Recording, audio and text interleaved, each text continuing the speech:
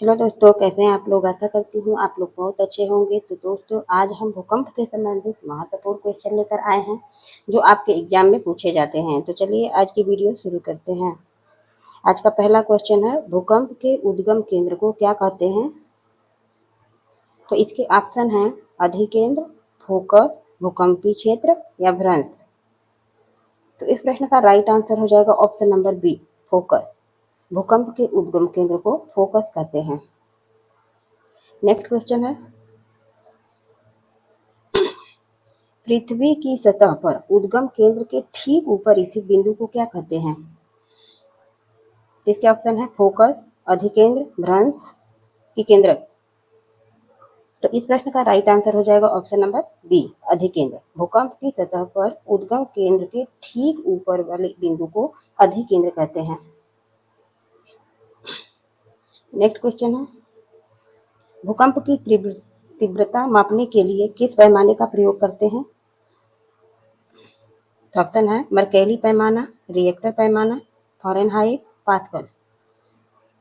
तो इस प्रश्न का राइट आंसर हो जाएगा ऑप्शन नंबर बी, रिएक्टर पैमाना। भूकंप की तीव्रता मापने के लिए रिएक्टर पैमाना का प्रयोग किया जाता है। नेक्स्ट क्वेश्चन है, भूकंपीय तरंगों की रिकॉर्ड करने वाले यंत्र को क्या कहते हैं।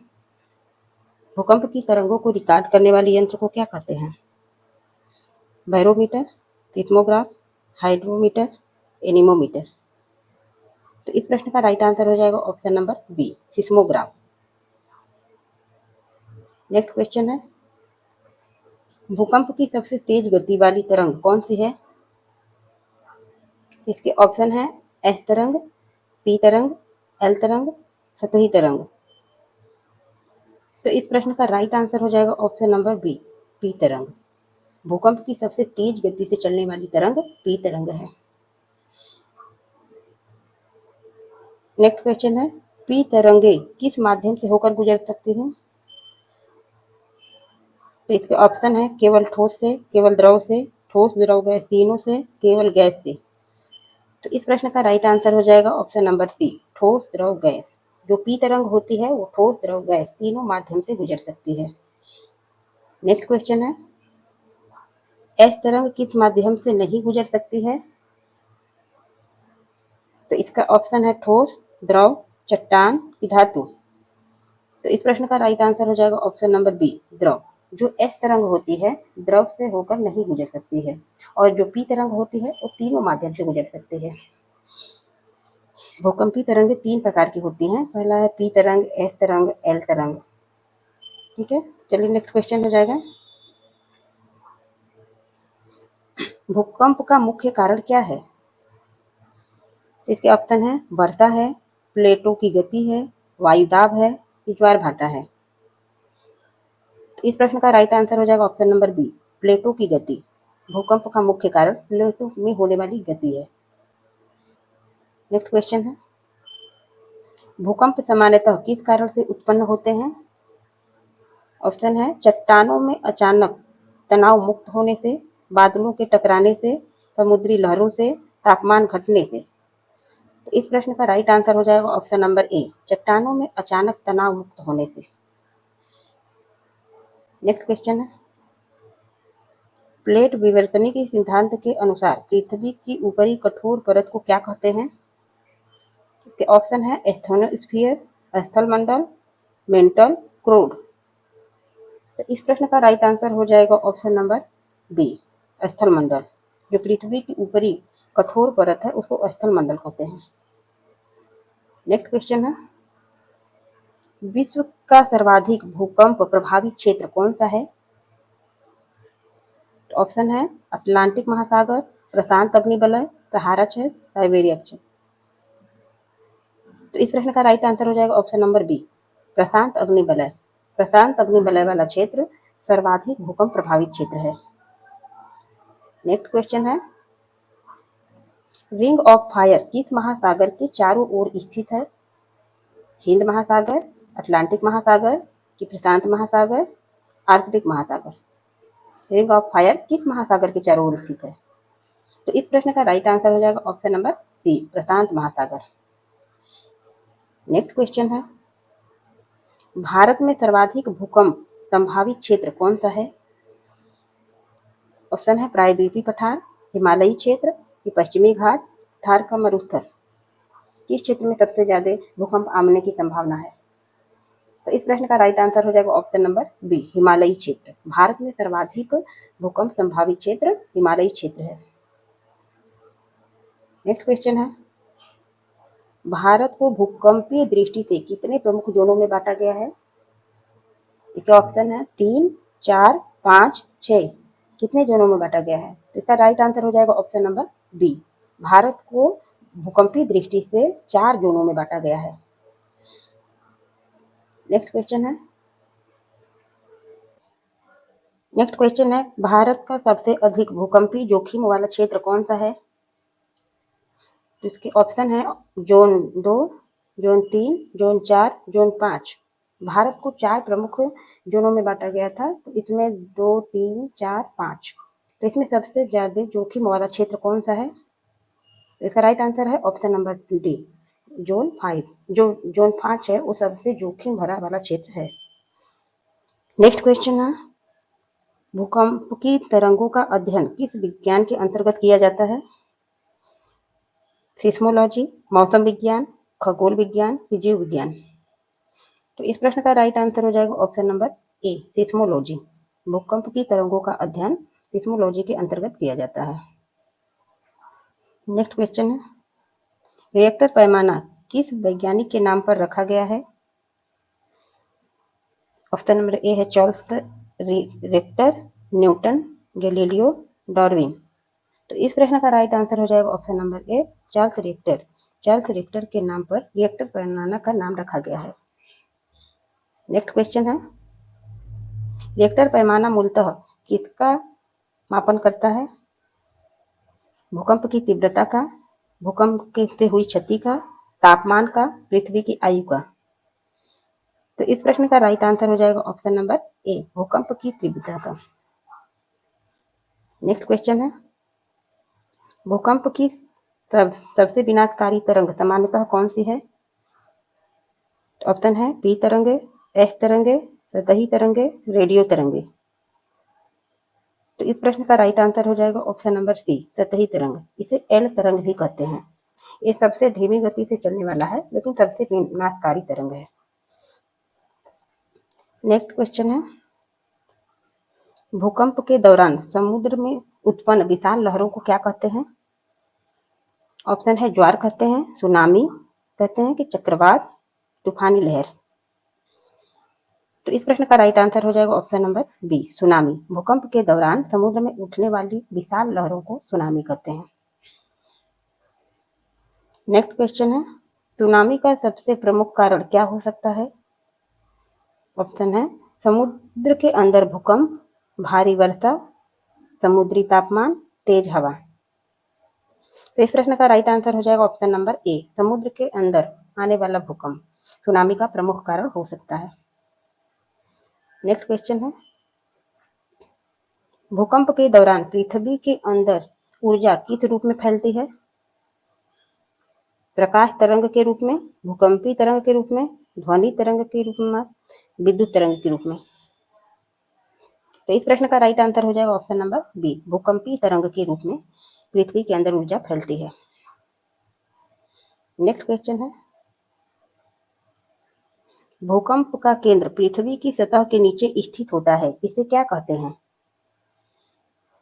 अधिकेंद्र कहते हैं, उद्गम केंद्र कहते हैं, भ्रंश रेखा, प्लेट सीमा।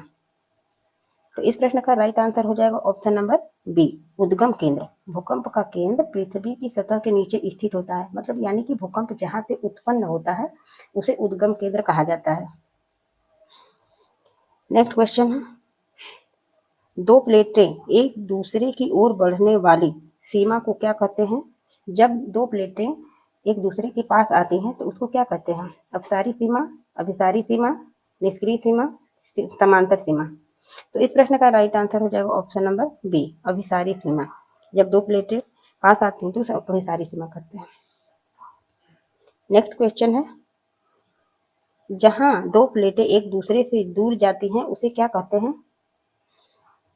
अभिसारी सीमा कहते हैं, कि अपसारी, रूपांतर, कि भ्रंश। जैसे हमने बताया कि जब दो प्लेटें पास आती हैं तो अभिसारी सीमा कहते हैं, जब दो प्लेटें दूर जाती हैं तो उसको अपसारी सीमा कहते हैं। तो इसका right answer option number B हो जाएगा। नेक्स्ट क्वेश्चन है, सैन एंड्रियाज भ्रंथ किस देश में स्थित है?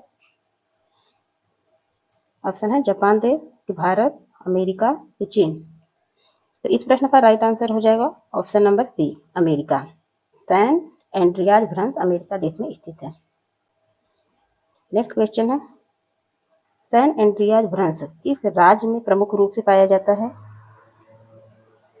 कैलिफोर्निया में है, टेक्सास में है, फ्लोरिडा है, कि अलास्का। तो इस प्रश्न का राइट आंसर हो जाएगा option number A, California. Next question है, 2004 में हिंद महासागर में आई विनाशकारी सुनामी का मुख्य कारण क्या था? ज्वालामुखी, समुद्र के नीचे शक्तिशाली भूकंप, कि चक्रवात, कि समुद्री प्रदूषण। तो इस प्रश्न का राइट आंसर हो जाएगा ऑप्शन नंबर बी, समुद्र के नीचे शक्तिशाली भूकंप आया था, इसी कारण 2004 में हिंद महासागर में विनाशकारी सुनामी आई थी। नेक्स्ट क्वेश्चन है, 2004 की हिंद महासागर में आई सुनामी मुख्यतः किस क्षेत्र में आई भूकंप से था? के ऑप्शन दिया हुआ है, सुमात्रा है, जापान है, फिलीपींस है, कि श्रीलंका है। किस क्षेत्र के पास भूकंप आया था जो 2004 में आई सुनामी का प्रमुख कारण बना था? तो इसका आंसर हो जाएगा option number A, Sumatra. Next question है, 2001 का विनाशकारी भूज भूकंप किस राज्य में आया था? ऑप्शन है राजस्थान, गुजरात, कि महाराष्ट्र, कि मध्य प्रदेश। इसका राइट आंसर हो जाएगा ऑप्शन नंबर बी, गुजरात। 2001 का विनाशकारी भूज भूकंप गुजरात राज्य में आया था। नेक्स्ट क्वेश्चन है, 2001 में गुजरात भूकंप की तिथि क्या थी? जो 2001 में गुजरात में भूज भूकंप आया था वो किस तारीख को आया था? 15 अगस्त को, 26 जनवरी को, कि 2 अक्टूबर को, कि 14 नवंबर को। तो इस प्रश्न का राइट आंसर हो जाएगा ऑप्शन नंबर बी, 26 जनवरी को। 26 जनवरी को वहाँ पर गणतंत्र दिवस मनाया जा रहा था। इस वक्त विनाशकारी भूकंप आया जिसकी वजह से बहुत सारे शिक्षक और बच्चे की मृत्यु हो गई थी। ऐसा ठीक है। नेक्स्ट क्वेश्चन है, 2015 में भारत के किस पड़ोसी देश में बड़ा भूकंप आया था? ऑप्शन है नेपाल, भूटान, कि बांग्लादेश, कि पाकिस्तान। इस प्रश्न का राइट आंसर हो जाएगा option number A, Nepal. Next question है, नेपाल का 2015 में भूकंप मुख्यतः किस शहर के आसपास भारी विनाश का कारण बन गया था? ऑप्शन है काठमांडू है, कि पोखरा है, कि ललितपुर है, कि विराटनगर है। तो इस प्रश्न का राइट आंसर हो जाएगा ऑप्शन नंबर ए, काठमांडू। सबसे भारी विनाश हुआ था काठमांडू में। नेक्स्ट क्वेश्चन है, भूकंप के समय सबसे सुरक्षित स्थान कौन सा माना जाता है? इसके ऑप्शन है खिड़की के पास, कि मजबूत मेज के नीचे, कि लिफ्ट के अंदर, कि बालकनी में। इस प्रश्न का राइट आंसर हो जाएगा ऑप्शन नंबर बी, मजबूत मेज के नीचे। नेक्स्ट क्वेश्चन है, भूकंप के समय लिफ्ट का प्रयोग क्यों नहीं करना चाहिए? इसके ऑप्शन है बिजली बाधित हो सकती है, कि लिफ्ट फंस सकती है, कि ए और बी दोनों, कि इनमें से कोई नहीं। तो इस प्रश्न का राइट आंसर हो जाएगा ऑप्शन नंबर बी, ए और बी दोनों। बिजली बाधित हो सकती है, लिफ्ट फंस सकती है। ठीक है। नेक्स्ट क्वेश्चन है, भूकंप के समय यदि आप घर के अंदर हैं तो क्या करना चाहिए? तो आपको 3 फॉर्मूले अपनानी चाहिए। इसमें देखिए क्या क्या करना चाहिए आपको। ड्रॉप कर लेना चाहिए, कवर और होल्ड ऑन, ये तीनों चीज़ें आपको कर लेनी चाहिए। ठीक है। नेक्स्ट क्वेश्चन है, भूकंप के बाद आने वाली छोटे झटकों को क्या कहते हैं?